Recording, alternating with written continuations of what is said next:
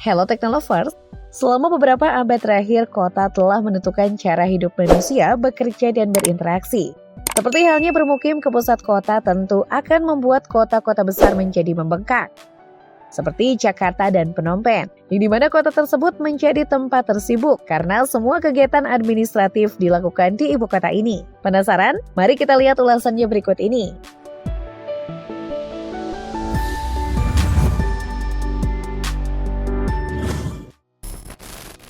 Phnom Penh, Kamboja. Pernah dikenal sebagai mutiara Asia dan dianggap salah satu kota peninggalan Prancis yang terindah, yang pernah dibangun sebagai kota-kota di Indochina pada 1920. Didirikan pada tahun 1434, kota ini terkenal karena arsitektur yang indah, sejarah dan atraksi kebudayaannya. Ada sejumlah bangunan kolonial Prancis yang tersebar di sepanjang jalan-jalan utama. Phnom Penh adalah kota otonom dengan status pemerintahan yang setara dengan provinsi.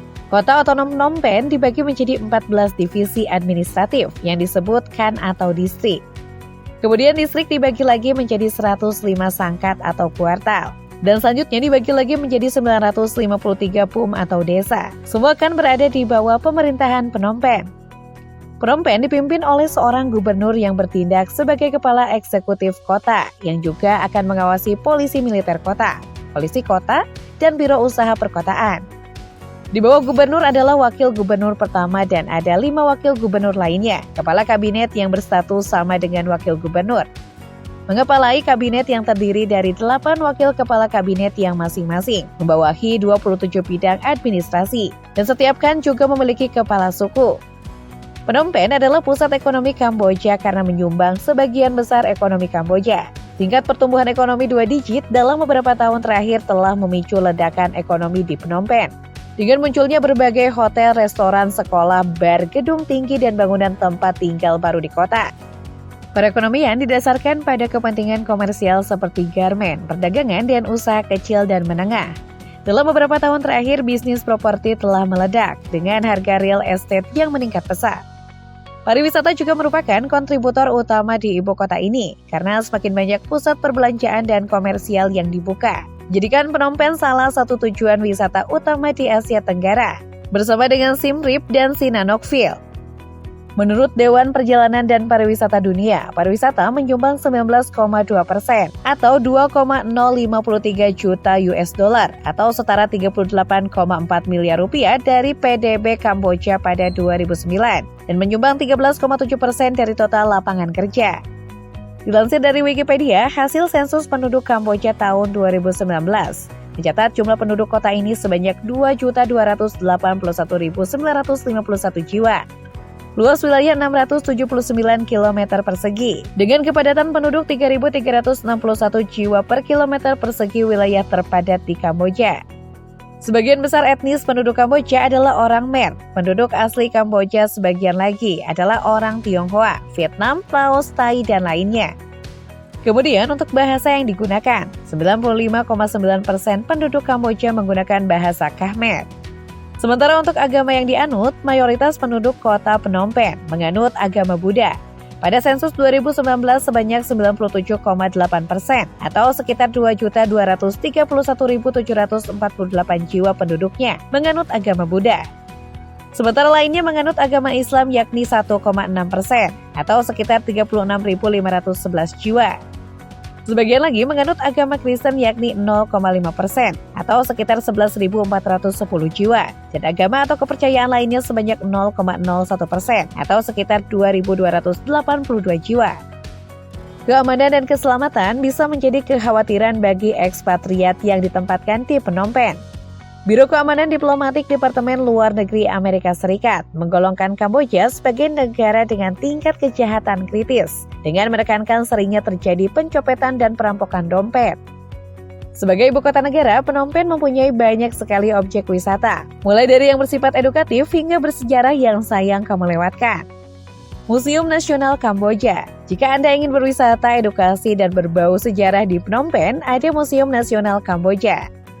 Tempat wisata di Phnom Penh tersebut bisa dikatakan sebagai museum terbesar di Kamboja.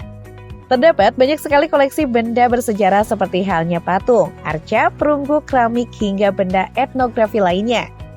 Pagoda Perak adalah tempat ibadah khusus bagi Raja Kamboja. Lokasinya masih berada di kompleks Istana Kerajaan, tepatnya bagian selatan. Menariknya di pagoda tersebut terdapat patung Buddha yang sangat besar, bahkan beratnya mencapai 90 kg, yang terbuat dari emas dan berlian. Itulah yang sering menjadi ikon Phnom Penh bahkan Kamboja. Chong Ek Genocidal Central. Tempat wisata di Phnom Penh ini bisa dikatakan menyeramkan karena mempunyai rekam jejak sejarah yang kejam. Pasalnya, tempat tersebut pernah menjadi lokasi pembantaian oleh Partai Komunis Khmer. Diketahui sekitar 2 juta orang lenyap akibat kekejaman tersebut.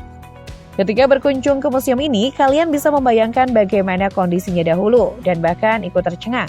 Hal itu bisa dilihat dari beberapa koleksi di beberapa spot seperti tengkorak manusia yang menjadi korban pembantaian, monumen peringatan hingga pemutar suara yang menceritakan sejarahnya saat itu.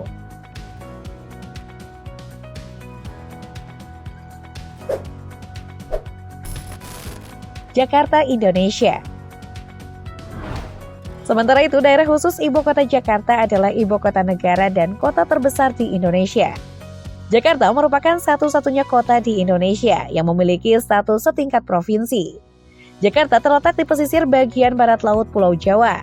Dulunya pernah dikenal dengan beberapa nama di antaranya Sunda Kelapa, Jayakarta, dan Batavia. Di dunia internasional, Jakarta juga mempunyai julukan Citawan, atau lebih populer lagi The Big Durian karena dianggap kota yang sebanding New York City Big Apple di Indonesia.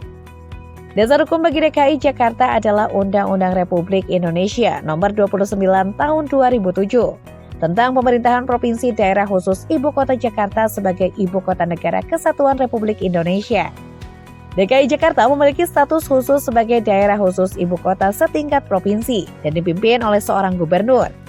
DKI Jakarta hanya memiliki pembagian di bawahnya berupa 5 kota administratif dan 1 kabupaten administratif, yang berarti tidak memiliki perwakilan rakyat tersendiri. Jakarta merupakan kota dengan tingkat pertumbuhan ekonomi yang cukup pesat. Saat ini lebih dari 70% uang negara beredar di Jakarta. Perekonomian Jakarta terutama ditunjang oleh sektor perdagangan, jasa, properti, industri kreatif, dan keuangan. Pada tahun 2012, pendapatan per kapita masyarakat Jakarta sebesar 110,46 juta rupiah per tahun atau 12,270 US dollar. Kemudian untuk kalangan menengah atas dengan penghasilan 240,62 juta rupiah per tahun atau 26,735 US dollar, mencapai 20% dari jumlah penduduk. Di sini juga bermukim lebih dari separuh orang-orang kaya di Indonesia dengan penghasilan minimal 100.000 US dollar per tahun. Kekayaan mereka terutama ditopang oleh kenaikan harga saham serta properti yang cukup signifikan. Berdasarkan data Badan Pusat Statistik DKI Jakarta tahun 2021, jumlah penduduk Jakarta adalah 11.100.929 jiwa. Kemudian, agama yang dianut oleh penduduk DKI Jakarta beragam. Menurut data Badan Pusat Statistik DKI Jakarta tahun 2020, persentase penduduk berdasarkan agama yang dianut adalah Islam 83,68%. Lalu Kristen 12,53%, di mana Protestan 8,60% dan Katolik 3,93%. Buddha 3,59%, Hindu 0,16%, Konghucu 0,03%, dan agama lainnya 0,01%. Sebagaimana umumnya, sebagai pusat kota yang memiliki penduduk di atas 10 juta, Jakarta memiliki masalah stres, kriminalitas, dan kemiskinan. Terjadinya penyimpangan peruntukan lahan dan privatisasi lahan telah menghabiskan persediaan taman kota, sehingga menambah tingkat stres warga Jakarta. Ditambah lagi kemacetan lalu lintas akibat ledakan penduduk. Tak hanya itu saja, masyarakat di Jakarta juga terjadinya penurunan interaksi sosial. Karena gaya hidup individualistis juga menjadi penyebab terjadinya stres. Kemudian ditambah tata ruang kota yang tidak partisipatif dan tidak humanis, menyisakan ruang-ruang sisa yang mengundang tindakan kriminal.